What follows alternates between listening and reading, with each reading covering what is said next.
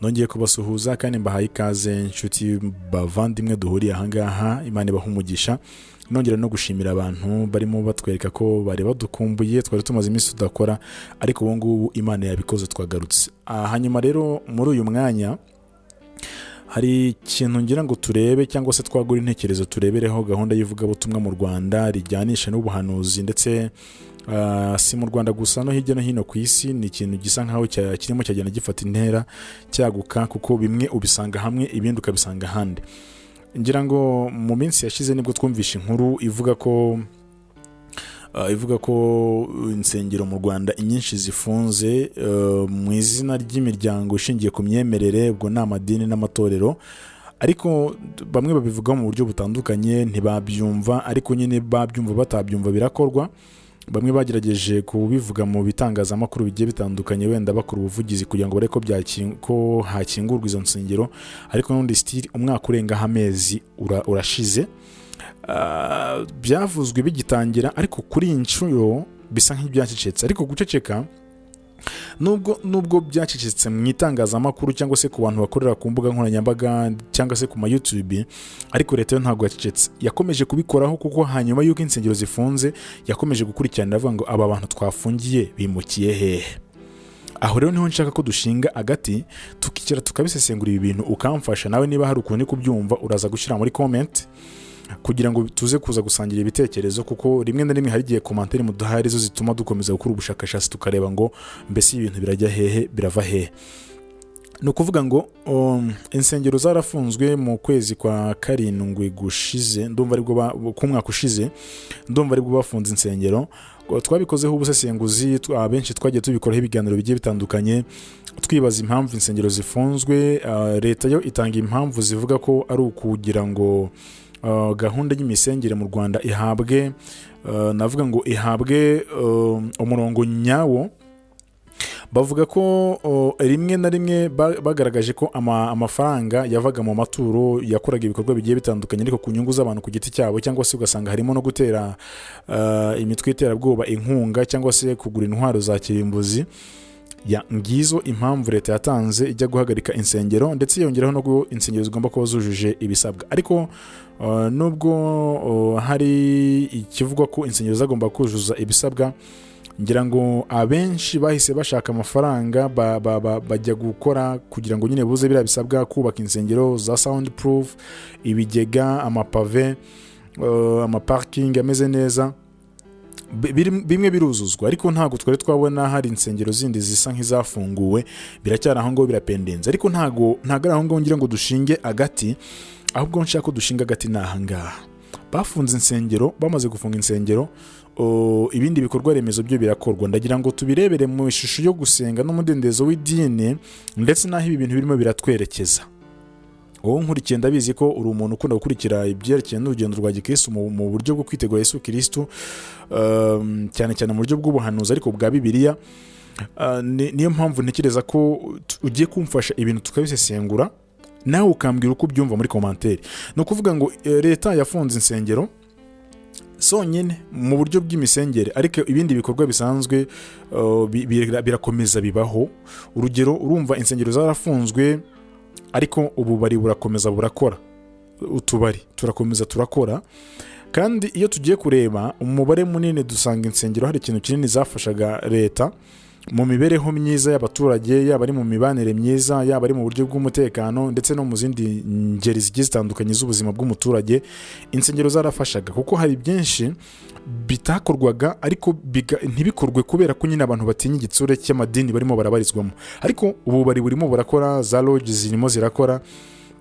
Byumvikana neza ko hari indi mpamvu yatumye insengero zifungwa, itandukanye nuko twebwe dushobora kuba tubyibwira, cyangwa se itandukanye nuko twe dushobora kuba tubizi. Impamvu nayo ndaje ndayigarukaho mu kanya, kuko ndaza kuza kubumvisha umuyobozi wa RGB amagambo yavuze. Hanyuma yo kumara umwaka wose insengero zifunze, twe tuzinga ibintu by'ibiraho birapendenze, ariko leta n'ubundi still irimo irabikoraho. Hanyuma y'uko insengero zifunzwe, twabonye amategeko agenga amadini cyangwa se imyemerere, imiryango ishingiye ku myemerere. Tubona muri ayo matorero cyangwa se muri ayo madini habuzwa kubwiriza ubutumwa buvuga ko isi igiye kurangira. Nyamara Bibiliya yo ikaba ivuga ko ari nabwo butumwa dukwiye kubwiriza, ubutumwa bwa marayika wa gatatu cyangwa se bw'abamarayika batatu. Ubwo impamvu mvuze ngo bwa marayika wa gatatu nuko muri iyi minsi ariko bukwiriye kwibandwaho cyane, ariko n'abandi batibagiranywe. Ibyo twaje kubona basohora nyine amategeko avuga ko tudakwiriye kubwiriza ubutumwa buvuga ko isi igiye kurangira, end time prophecy cyangwa se ubuhanuzi. Igihugu cyo niko cyavuze ubuhanuzi buvuga ko isi igiye kurangira. Ntago bigeze bavuga ngo buvuye aha ngaha. Birashoboka ko umuntu ashobora kwihimbira imvugo akayita ubuhanuzi. Birashoboka ko umuntu ashobora gushyiraho statement aho ngaho akavuga ngo Imana yambwiye ngo. Aha ntekereza ko wenda iyo haza kubaho clause ivuga ngo ubuhanuzi bw'umuntu ku giti cye budaturutse muri Bibiliya yari kuba ari content yumvikana. Ariko urumva bashyizeho icyo nakita ngo ni umurongo uvuga ngo ntago ntibyemerewe kubwiriza ubuhanuzi bwo kurangiza isi, cyangwa se bavuga ko isi igiye kurangira. Aho ngaho ku bantu dufite inshingano zo kubwiriza ubutumwa bwa marayika batatu twarahageze turikanga twumva aho biri kwerekeza. Hanyuma y'igihe kirenga cy'umwaka urengaho amezi ari gukabakaba hafi muri abiri, leta yongeye gukora ikiganiro ku byerekeranye n'amadini ndetse n'amatorero, gisa noneho nk'igishyiraho umurongo neza werekana impamvu y'ibi bintu. Ndagira ngo niba nkurikiranye tujyane neza utaza kuza kugira ahantu usigara. Impamvu mbivuze gutya ni iyi: ahari iyo biza kuza kuba ari ikibazo cy'amaturo, ari kujya gukora ibikorwa navuga ngo bidasobanutse, byanashoboraga ko leta ari gushyiraho umurongo uvuga niyo bavuga ngo okay mukore ariko ntimuture. Hanyuma ahubwo leta igasigana irimo ikora follow up kuri bya bindi bashyizeho bavuga ngo aya mategeko twashyizeho ko abantu bakwiriye gukora ntibature. Ese ari kubahirizwa? Noneho uwo bafashe atari kuyubahiriza agahabwa igihano. Ariko bisa nkaho byakozwe ariko mu buryo navuga ngo mu buryo nyine butaziguye, kuko urumva bavuze ko niba hari bubeho igiterane kizaka amafaranga menshi, ni lazima cyangwa se ni ngombwa ko akarere kaba kaso igiterane ndetse na RGB kugira ngo nyine bamenye ngo uyu mutungo ugiye kwakwa abaturage uri kuza ugiye gukora iki, biri kuva he birajya hehe. That's okay, ntacyo bitwaye. Ariko kuri iyi nshuro, hanyuma yuko nyine tubonye ko insengero zifunzwe, tukabona ko uburyo bw'ivugabutumwa bugiye kugorana kandi hari abantu bwari bufitiye akamaro, hari abantu biyemeje gukorera online kuri YouTube ndetse n'izindi platforms zigiye zitandukanye, yaba ari kuri Facebook, yaba ari donc online. Ubwo tuvuga online ni ibikorwa byose bikorwa bivuye mu buryo mbona nkubone, ahubwo bikajya mu buryo butari mbona nkubone. Urugero, nshobora kuba nka gutya ko nkurikiye kuri YouTube, ubu ndi gukorera online. Birashobora ko nshobora kujya kuri Facebook nkakorera online. Birashobora ko nshobora kujya ku zindi mbuga zitandukanye naho nkaba ndi online. Ibyo rero leta yabihagurukiye. Noneho umuntu akaba yakibaza ngo niba ikibazo cyari amaturo nk'uko umuyobozi wa RGB yabisobanuye mu kiganiro yakoze, niba ikibazo cyari amaturo yasohokaga akajya gukora ibyo atagomba gukora, none abantu bari kubwiririza kuri YouTube cyangwa se ibikorwa biri kubera kuri YouTube by'ivugabutumwa birimo birahungabanya iki muri rusange mu muryango nyarwanda, ku buryo leta nayo ihita yaguruka avuga ngo noneho aho bigeze no kuri online works cyangwa se ibikorwa bikorwa online nabyo turabihagurukiye, tugiye kubireba. Bivuze ngo ku muntu ufite amaso areba kandi akaba areba byisumbuyeho, mwagombye kuba muri kubona ibi bintu birimo birerekeza. Bishatse kuvuga ko inzira iyo ari yo yose ivugabutumwa rigomba gukorerwamo igomba kuba igenzurwa na leta. Reka mbumvishe ijambo umuyobozi wa RGB yavuze kugira ngo bize kuza kutworohera. Reka mbumvishe iri jambo, hanyuma ntago ndi burirangize byose kuko rifite iminota igera muri 10 kugira ngo nyine turengo mbese ibintu birajya hehe. Umva ko iyi statement imeze. Hari abagaragajwe ko bafungiwe kubera impamvu nyinshi. Hari abafungiwe si gufungwa na prayer houses gusa, bambuwe ubuzima bugatozi bagahita bimura ibikorwa byabo online, bazi yuko aho ngaho wenda ari ahantu ubutabera cyangwa amategeko atabageraho, ariko bageraho. Ntabwo ari ibikorwa byemewe, kandi turi kubihagurukira ku buryo nabo bagendera ari abemerewe gukora navuga by'amadini byo kubwiriza online, bakabikora mu buryo bwemewe n'amategeko n'amabwiriza, ariko abandi batemerewe nabo bakabihagarika. Okay, ngira ngo birumvikana neza. Aravuga ati ari abemerewe gukora bashaka gukorera online, ubwo no kuvuga ngo ni za nsengero n'amadini byemerewe gukora, ariko bigakora nyine bagifite ubuzima gatozi mu Rwanda, ngo bagakora ariko bagakora mu buryo buzwi na leta kandi bwemewe n'amategeko. Ayo mategeko bavuga rero barayaduhaye turayazi, bivuze ngo ntago nyine ni menshi narayabasomeye, ntago nshaka kuyasubiramo, ariko nyine amwe nabaye focused kuri yo. Ni ingingo zimwe na zimwe twagiye tubuzwa kuvugaho cyangwa se gukoraho kubera impamvu tutazi mu buryo bwite bwa leta, ariko kubera impamvu tuzi mu buryo bw'ibyanditswe byera. Ikibazo rero kiri ahangaha, ngira ngo mbabwire ngo ubuhanuzi bugenda budusatira ndetse busohora gahoro gahoro, ariko abantu tubashe kubireba ngo tubimenye, ngo tumenye ko ari byo birimo biraba. No kuvuga ngo niba ivugabutumwa ari cyo kibazo gikomeye, leta irabihagurukira ishyireho ingamba zigomba kugenderwaho nta yindi mpamvu yitaweho. Ari nabyo turimo turabona ahangaha. Urumva leta iri kuvuga ngo n'abantu mufite platform online mukaba muri gukora, muri kubwiriza, tugomba kuba tuzi ibyo murimo murabwiriza. That's okay, ntacyo bitwaye, ariko nanone ikibazo muri uko kumenya ibyo turimo turabwiriza nuko harimo no kutubuza bimwe na bimwe kandi Bibiliya yemera.